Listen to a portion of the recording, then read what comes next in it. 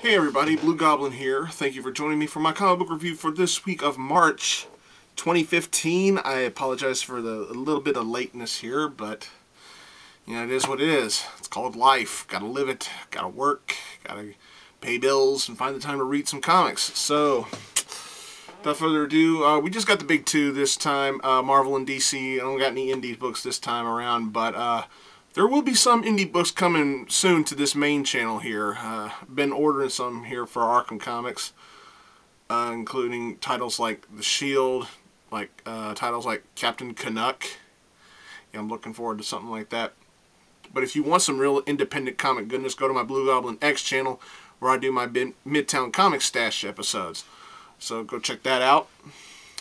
We're going to start with DC and go through Marvel. DC-wise, this was, I think Marvel had the better week than DC. That's just my opinion. But we're going to start with DC. We're going to start with Detective Comics number 40.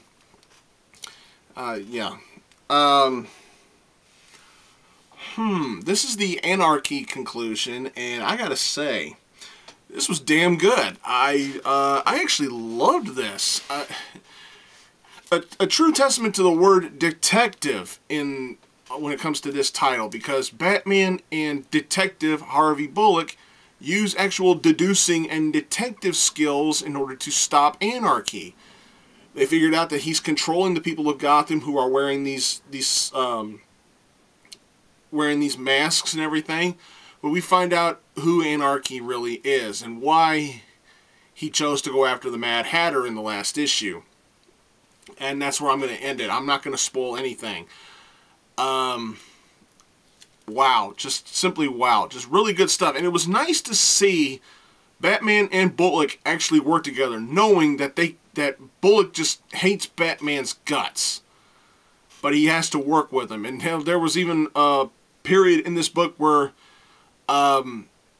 Bullock and Alfred worked together in here. He just didn't know he was working with Alfred Pennyworth.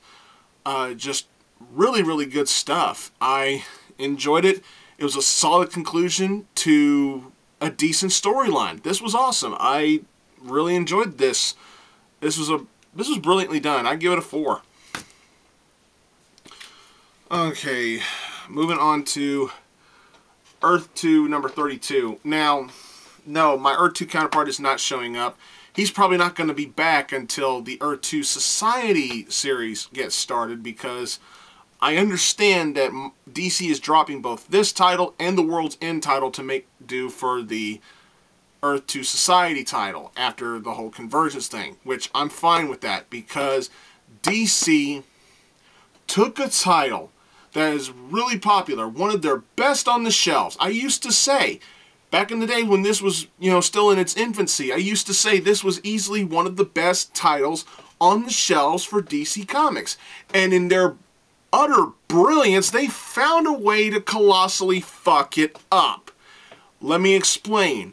1, you're using the it ain't broke, fix it routine with Earth 2. Then because you give us a second series, which is a weekly series that I had zero interest in. I thought it was originally not going to add to the main storyline. It was just going to have some side stories for other characters to get built up and developed. No, you need to read the weekly series to now keep up with what's going on in the main title. Why? You're beating a dead horse. If you really wanted to get Earth 2 off the ground and into orbit and truly make it one of your best titles, then you should have took the approach of, if it ain't broke, don't fix it. Publicize this more. Advertise this more. Try to grip new readers who haven't read an Earth 2 book yet. Try to get them into this, saying, try this, you might like it. It's so simple, it works. But no, you had to try and appeal to only the fans who are reading this series, saying, hey, you like this? Try this. We don't have to try this. We're already enjoying this. What you should have done was say to a weekly series and focus more on this. Build this up. Advertise this more. Make this seem more of a big deal. Maybe, I don't know, you would have gripped some new readers in there and made some more money. But you took the dumbass approach and ran the risk of actually suffering a loss. With the whole, it ain't broke, so let's fix it.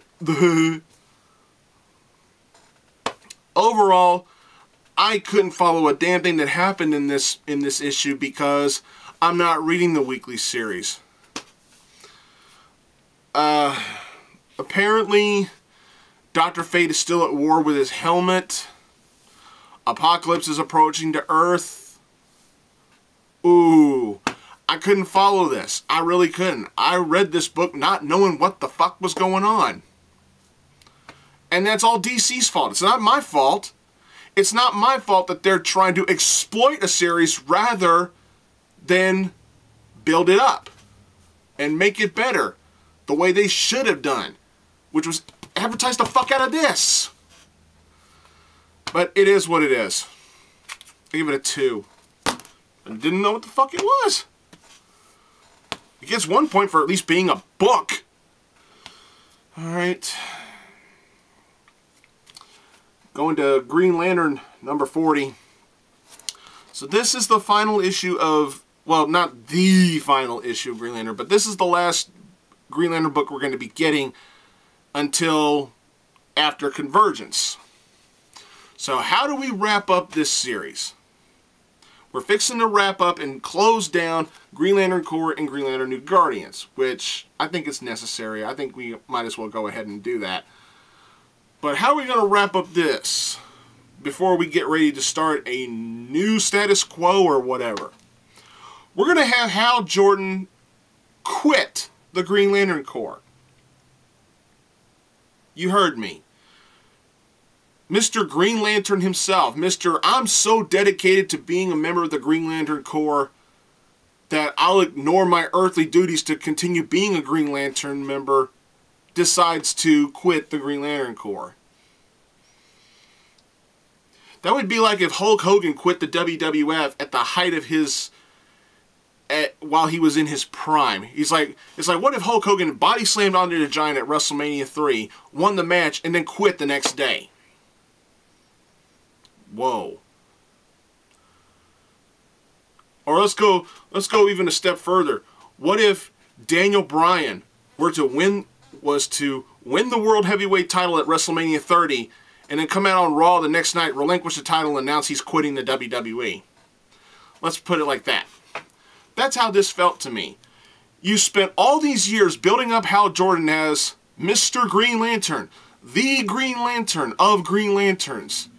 And in some fans' eyes, he is that kind of Green Lantern. He is synonymous with the words Green Lantern. So what are you going to do? You're going to have him quit. Okay, so you're going to have him quit. How's the storyline going to go? Actually, to be perfectly honest, it wasn't that bad. You thought I was building this up to start bitching, didn't you? But no. This actually was pretty damn good. What he decides to do, yes, he's quitting the Corps, but he's still going to have a connection to Green Lantern powers. Now, how he's going to do that, I'm not going to spoil that for you.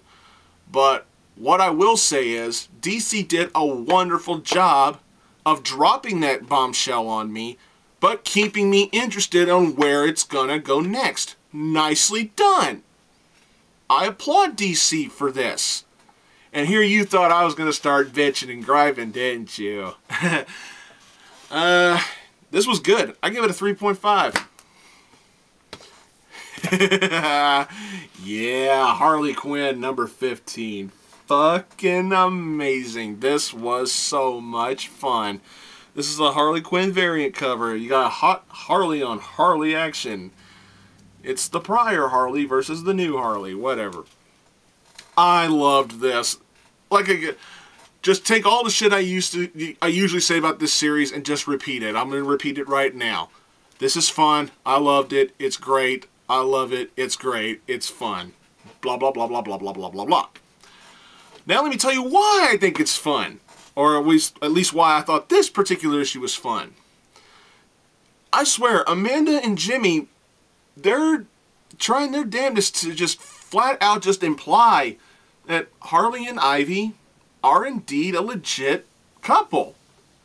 They're just in an open relationship, which means they're a couple, but they can date other people. That's how this felt. Hell, in this book, I know it's probably meant as a friendship term. I get that. But Harley actually refers to Ivy as her girlfriend. Go figure. But there's a particular scene in here that suggests that, yes, they are in a relationship. And it is pretty damn hot. But then again, this is a comic book. This shit ain't real. So if you're visiting the spank bank over something like this, ugh, that's a bit much. All in all, like I said, it's meant to be fun. It's meant to keep you guessing. It's meant to keep you entertained. It's meant to make you want more. The shit I saw in here, I'm like, I want more. I want more. DC did a great job with this. It's like what's up? Fry from Futurama. Shut up and take my money. That's how I feel about this series. This is that damn good. Give it a 4. Moving on to Marvel, we're starting off with Angela, Asgards Assassin, number 4. Gillen, Bennett, and Jonas and Hans, they are just killing it with this title. This is phenomenal shit. I love this. Angela's got a new look. She's caught up with the Guardians of the Galaxy. Meanwhile, the Odin son, Thor, who's now referred to as the Odin son. He doesn't even want to be called Thor anymore. I get that. He doesn't have the powers of Thor anymore. But the Odin son yells a word. Angela hears it, and she repeats it. But in the middle of repeating it, her companion Sarah's like, "No!" Too late. This was intense. Really high on the action. Really high. And also, kudos to the writers on the backstory that further explains the companionship between Angela and Sarah. Really, really good stuff. But it was the ending of the book that made me go, huh. Interesting. I got all the faith in the world that Groot will pull through. Minor spoiler there. But yeah, this is going in a good direction for me. What the fuck is up with that child? Maybe Angela knows something that nobody else knows. Maybe not even Odin. Who knows? Nicely done. This was a well done book. Not much else to say. I'd give this a 4. This came damn close. I mean, damn close to being my pick of the week. But something beat it out, and I'll get to that later.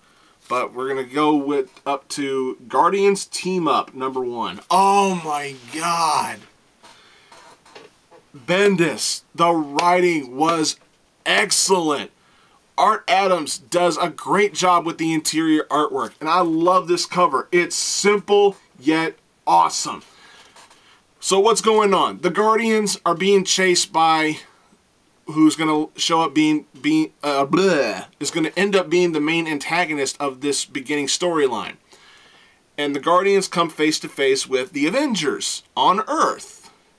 And that's where this book really starts getting good. You got the Guardians bickering at each other when they're trying to get away from the antagonist, and then they crash land on Earth and they come across the Avengers.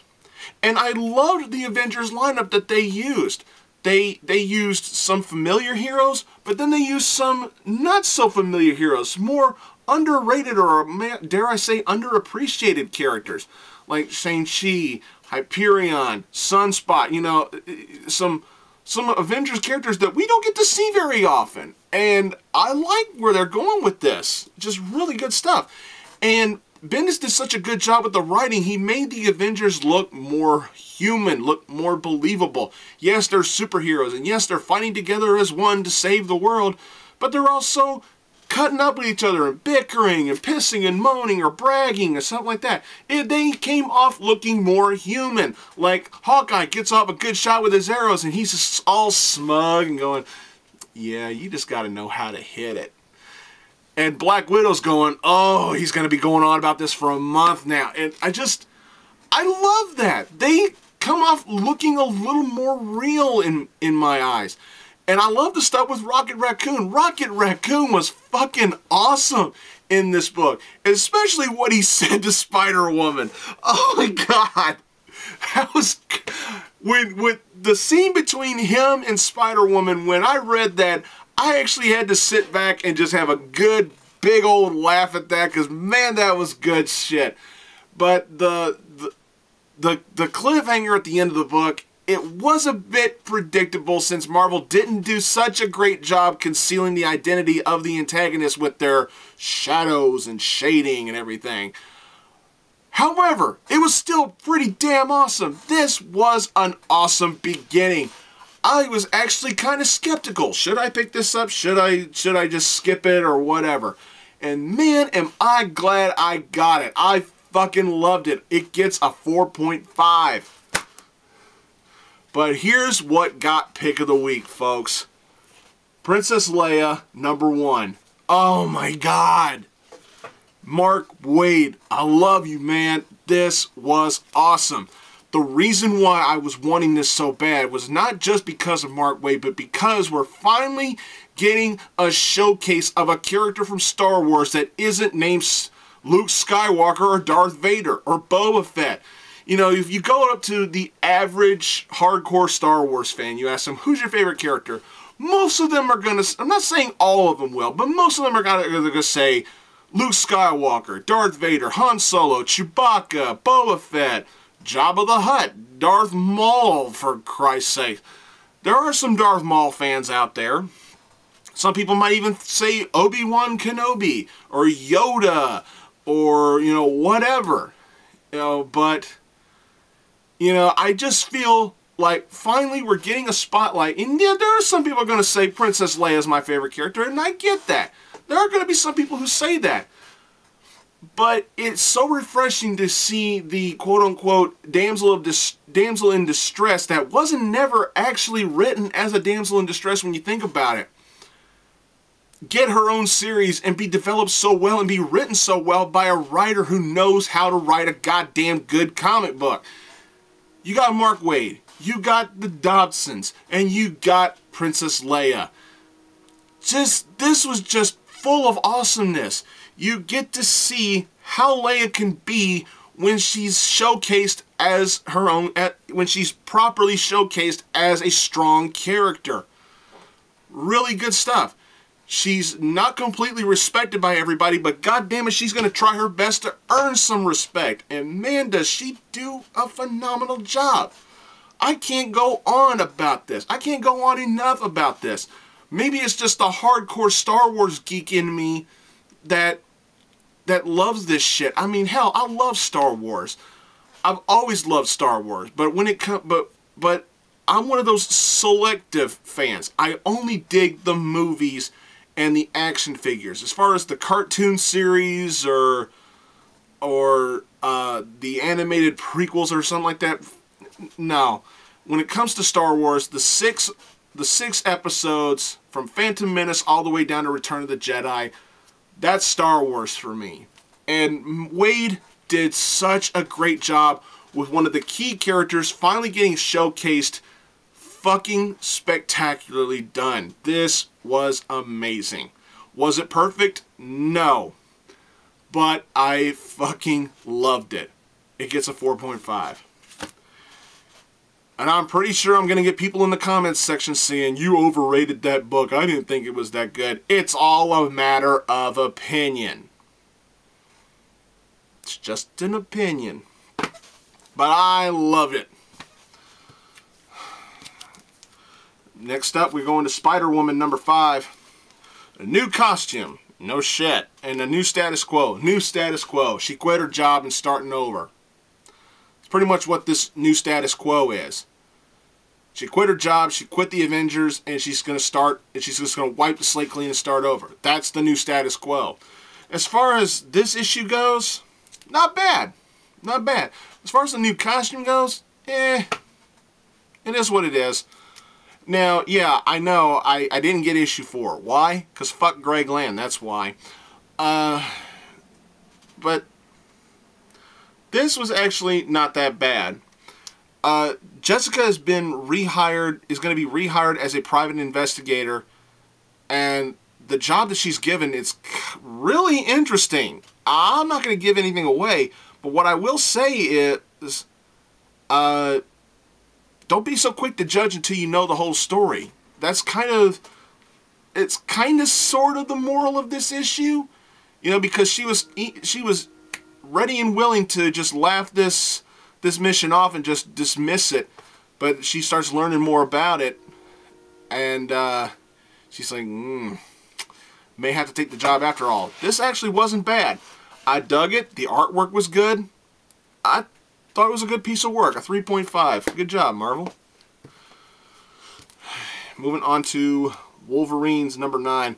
Wasn't really feeling this particular issue, even though it was pretty good. But it's mostly focusing on Dakin, and I'm not a really big Dakin fan. However, the rest of the stuff that's going on in here is not that bad. The stuff with Lady Deathstrike, that's a bit weird, but okay, let's see where you go from there. Charles Soule does a good job with the writing. The artwork in here was good for what it was.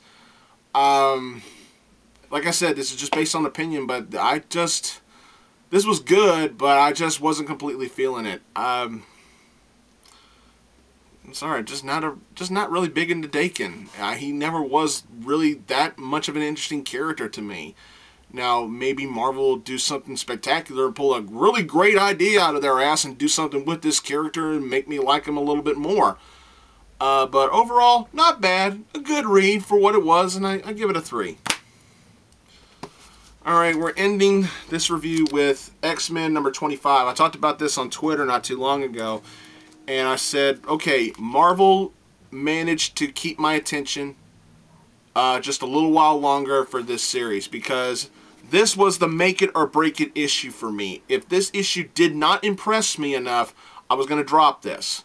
However, Marvel did impress me enough to keep me going with it. I'll at least finish out this particular storyline, and then I'll decide whether or not I'm going to stick with this, because this series started off really good, but man, it dropped really badly for me, and I'm going to go ahead. I'm still interested in how this particular storyline will end, but after that, I'm not making any promises that I'm sticking with this title, to be perfectly honest. But there's something going on with the Earth. Krakoa is sick. Jubilee and Monet and the other ladies in here have found out something about concerning the Kree. So Jubilee actually goes to the Inhumans, goes to Medusa to try and find out some information, but Medusa has nothing for her. But then they find out what's the real cause of this bizarre behavior on the Earth's under the Earth's surface and everything, and who really was the culprit. It wasn't any alien. It was humanity. Not bad. Not a bad book for what it was. I'll finish out this storyline. I'll give Marvel that. This wasn't bad. But then again, could be better. I mean, this series could be written so much better than what it is right now. I give this a 3. Well, that's all I got for this review, everybody. Be sure to subscribe to this channel. Don't forget, Blugoblin X, where the Midtown comic stashes are. It's also where we do our wrestling reviews. Our next review will be for WrestleMania 31, which I'm really excited for that show, aren't you? Go to Arkham Asylum Studio. We finally got another video up where Jennifer and I look at some My Little Pony blind bags and some Monster Marbles. Go check that out. We had fun with that.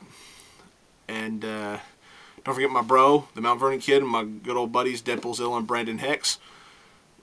Look for me on Twitter at Blugoblin01. Look for me on Tumblr and Pinterest or wherever you want to find me, and follow me around.